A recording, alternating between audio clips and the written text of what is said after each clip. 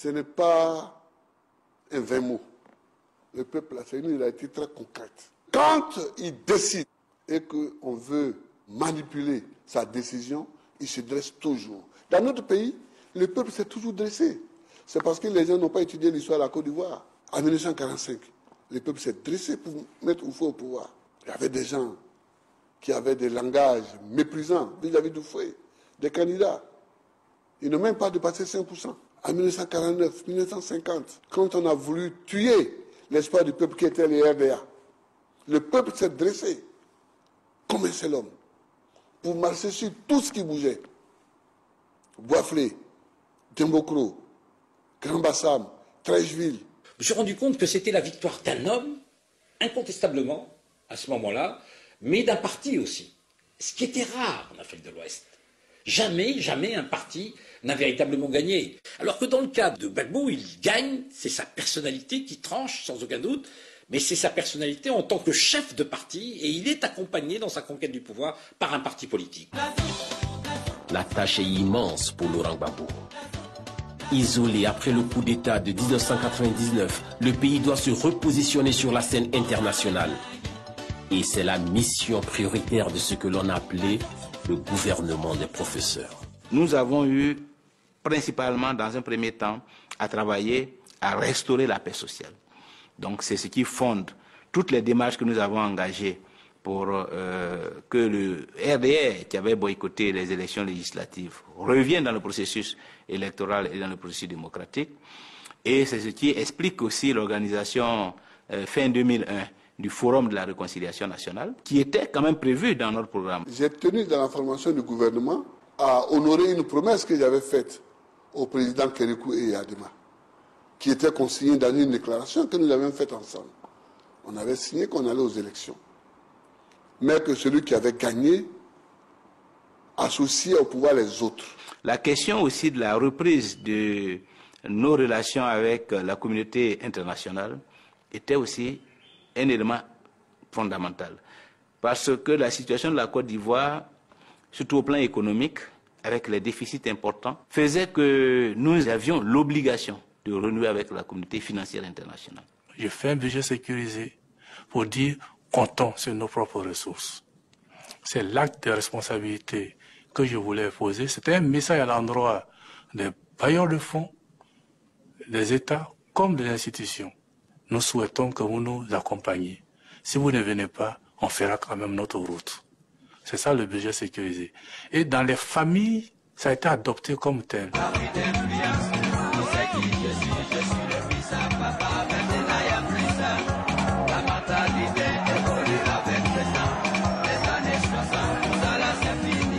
Laurent Gbagbo a eu depuis le début un souci, c'est de faire de la Côte d'Ivoire un pays indépendant.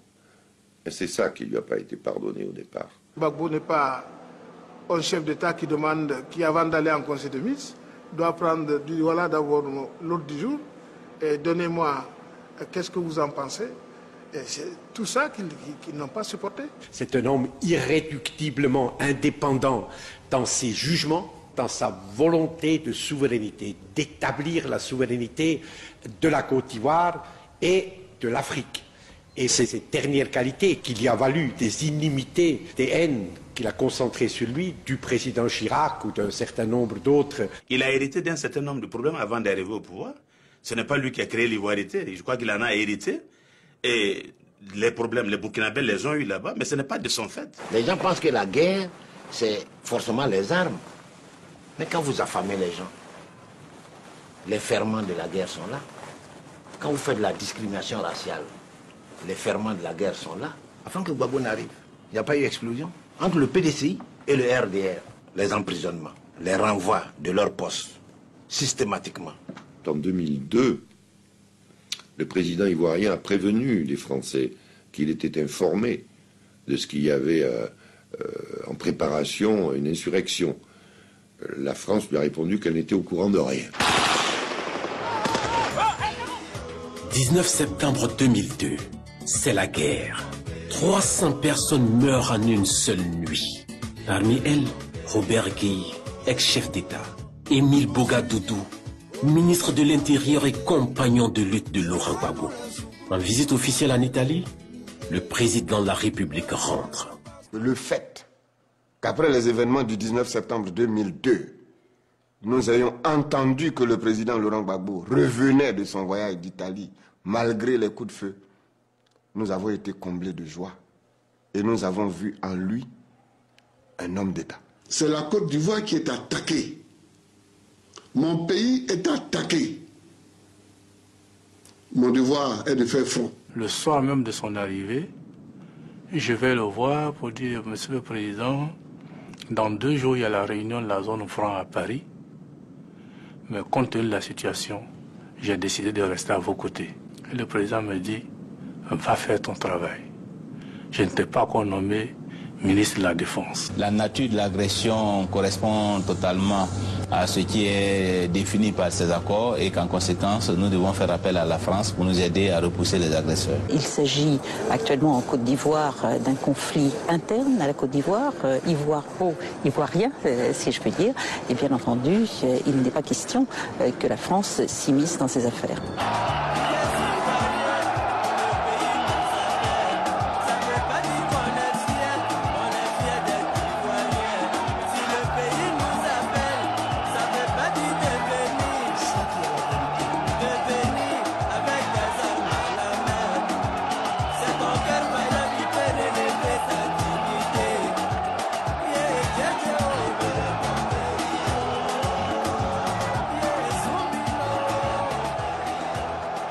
Avant la table ronde de Marcoussis, j'avais rendez-vous avec lui ce jour-là à 18h. Et puis aux environs de 17h, la nouvelle est tombée que la ville de Mans, à l'ouest de la Côte d'Ivoire, venait de tomber aux mains des rebelles. Je lui dis, Président, excusez-moi, si on peut reporter notre rendez-vous, ce ne serait pas mauvais. Le temps pour moi de vous laisser, de vous concentrer. Il m'a dit, non, jeune homme, moi je suis toujours concentré. J'ai dit, Président, j'ai pensé que la situation allait vous perturber par rapport à la prise de Mans. Il dit, non, moi, je suis le dernier rempart. Si je panique, et mon peuple.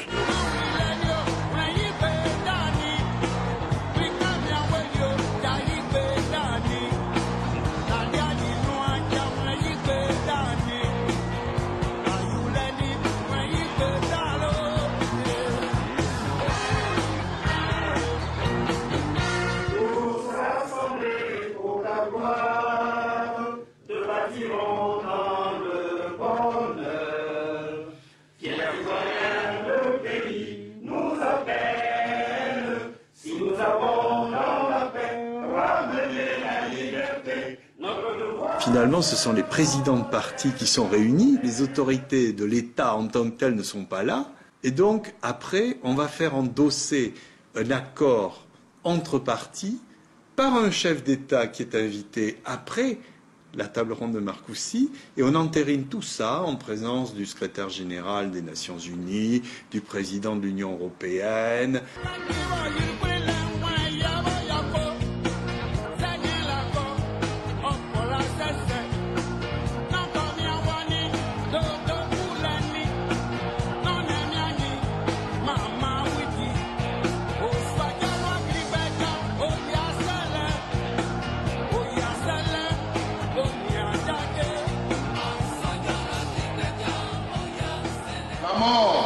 Vaut mieux plutôt que le déshonneur.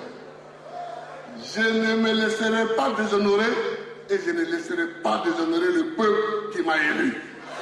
Jamais. À Marcoussis, on a tout dit, sauf faire ce qui pouvait nous amener à arrêter immédiatement. Quand vous reconnaissez que quelqu'un est chef d'État et qu'il doit rester à son poste, ça devient difficile de le contourner. Mais est-ce que tout ce qui s'est passé dans l'intervalle n'était pas fait en sorte qu'on contourne celui qu'on considère comme chef d'État?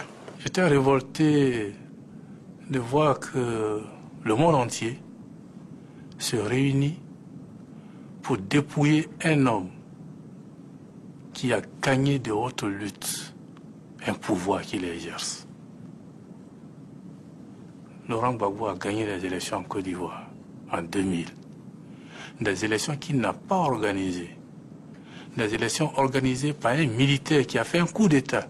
Il a un subconscient européen, qui fait que quand quelqu'un fait irruption sur la scène de l'histoire, comme Laurent Gbagbo, qui dit non, fini le privilège et qui met en œuvre la vraie souveraineté africaine qui a été volée, détournée, pervertie depuis 1962, surtout sous Fouette qui était au service total de l'empire néocolonial, eh bien ça heurte le subconscient néocolonial.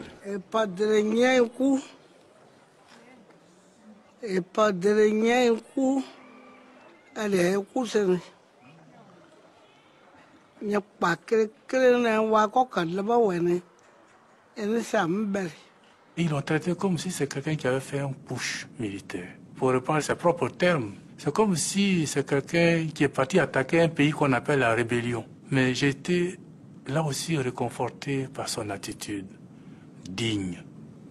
Et il a terminé son intervention ce jour-là en disant, pour rappeler aux Français, il a dit, je suis fier d'être le fils du sergent Koudou. Koudou qui a combattu pour la France. Celui qui pense qu'on peut sortir de la crise en travaillant à l'affaissement de l'État est contre la Côte d'Ivoire. Et c'est ce que j'ai reproché à la stratégie de Jacques Chirac. Il a essayé de vider la fonction présidentielle. Malgré notre constitution, nous avons une constitution présidentielle. Il a essayé de transférer le pouvoir du président de la République à quelqu'un qui est tout simplement nommé par lui, à un premier ministre non élu. C'est une incongruité juridique. Tout lui a été imposé. Le cadre, les acteurs et le programme à mettre en œuvre. Mais il les a acceptés. Il n'a pas voulu la confrontation directe, mais au fur et à mesure, progressivement, avec les premiers ministres successifs, que ce soit Seydou Diarra ou Konan Banny, il a montré dans l'application les limites justement de ces accords de Marcoussis. Quiconque, au nom des intérêts idéologiques ou des intérêts économiques, veut nous asservir, nous trouvera debout. Il se reprend chaque fois. Parce que là où vous croyez qu'il se trouve, il n'est plus là-bas, il a dépassé ça. Ce que je reproche au PDCI, je vais plus loin, c'est qu'en Marcoussis, ils ont défendu la légalité. Ils auraient dû continuer à faire de la résistance parce que c'est dans la logique du PDCI.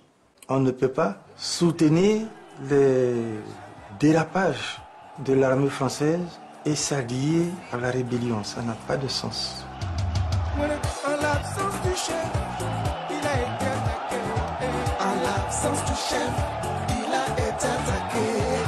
Face au canon, le peuple est resté soudé.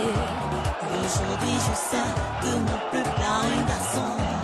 Aujourd'hui, je sais où se trouve la vérité. L'Ivoirien n'est pas bête. Nous étions en 2004, précisément le 6 novembre. Là où son armée excédée déclenche une opération dignité sur Bouaké, le fief des rebelles. La France s'invite dans une guerre qui n'est pas la sienne, détruit toute l'armée de Gbagbo. L'armée était réduite à sa plus simple expression.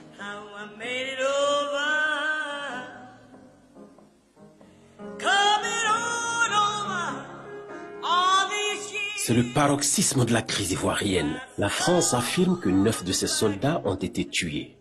Elle entre en guerre ouverte contre Laurent Gbagbo.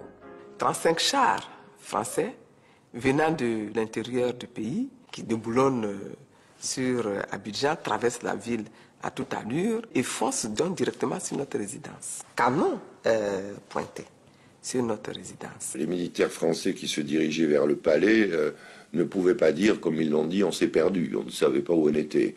On s'est trouvé autour du palais présidentiel par hasard parce qu'on a fait une erreur. Je n'y crois pas une seconde.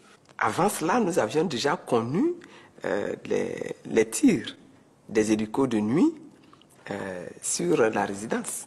Les jeunes offraient leur poitrine nue. Et sur le pont, comme à l'aéroport, ils ont été mitraillés par l'armée française qui tirait depuis des hélicos et qui les a abattus alors que c'était des gens qui manifestaient les mains nues.